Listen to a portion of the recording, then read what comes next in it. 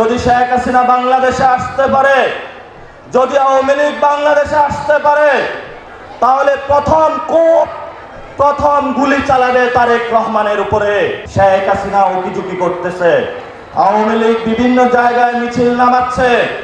আমরা সরকারকে হুঁশিয়ার করে বলবো, যদি শেখ হাসিনা বাংলাদেশে আসতে পারে, যদি আওয়ামী লীগ বাংলাদেশে আসতে পারে, তাহলে প্রথম গুলি চালাবে তারেক রহমানের উপরে। তারা প্রথমে বাংলাদেশে এসে তারেক রহমানকে হত্যা করবে। তারেক রহমানের ইতিহাস জানা উচিত, সেই সময় জিয়াউর রহমানকে কারা হত্যা করেছিল। যদি উনি ইতিহাস জানেন, তাহলে তার বাপের যে পরিণতি হয়েছিল, একই পরিণতি সন্তানের পরিণতি হবে। এই জন্য তারেক রহমানকে আমরা বলবো, কি বুঝলেন ভাই? অনলি যেটাই চাই। Don't do compromise with Awami League.